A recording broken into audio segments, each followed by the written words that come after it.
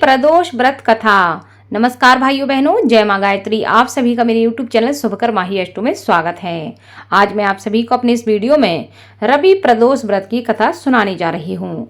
आप सभी से विनम्र निवेदन है, अगर आप मेरे चैनल पर पहली बार आए हैं तो प्लीज़ हमारे चैनल को सब्सक्राइब, वीडियो को लाइक और वीडियो को ज़्यादा से ज़्यादा शेयर अवश्य करें, ताकि आपके साथ साथ आपके अपनी भी इस कथा का लाभ ले सकें। एक ग्राम में अति दीन ब्राह्मण निवास करता था। उसकी साध्वी स्त्री प्रदोष का व्रत किया करती थी। उसे एक पुत्र रत्न की प्राप्ति हुई। एक समय की बात है, वह पुत्र गंगा स्नान करने के लिए गया।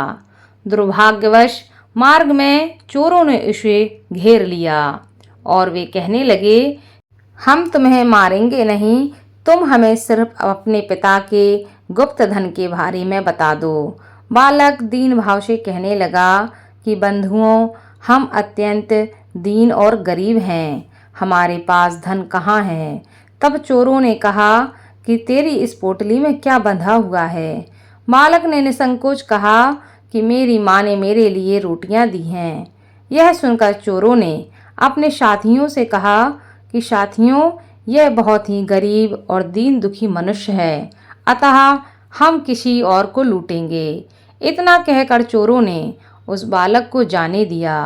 बालक वहां से चलते हुए एक नगर में पहुंचा। नगर के पास एक बरगद का पेड़ था। वह बालक उसी बरगद के वृक्ष की छाया में सो गया। उसी समय उस नगर के एक सिपाही चोरों को खोजते हुए उस बरगद के वृक्ष के पास पहुंचे और उस बालक को चोर समझकर बंदी बनाकर राजा के पास ले गए। राजा ने उसे कारावास में बंद करने का आदेश दे दिया।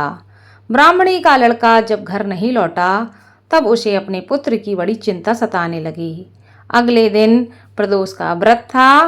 ब्राह्मणी ने प्रदोष का व्रत किया और भगवान शिव से मन ही मन अपने पुत्र की कुशलता की प्रार्थना करने लगी। भगवान शंकर ने उस ब्राह्मणी की प्रार्थना स्वीकार कर ली और उसी रात भगवान शिव ने उस राजा को स्वप्न में आदेश दिया कि वह उस बालक को छोड़ दे। वह बालक चोर नहीं है, उसे प्रातः काल छोड़ दे, अन्यथा तुम्हारा सारा राज वैभव नष्ट हो जाएगा। प्रातः काल राजा ने भगवान शिव की आज्ञा के अनुसार उस बालक को कारावास से मुक्त कर दिया। बालक ने अपनी सारी कहानी राजा को सुनाई। सारा वृतांत सुनकर राजा ने अपने सिपाहियों को उस बालक के घर भेजा और उसके माता पिता को राज दरबार में बुलाया। उसके माता पिता बहुत ही भयभीत थे। राजा ने उन्हें भयभीत देखकर कहा कि आप लोग भयभीत ना हो, आपका बालक निर्दोष है।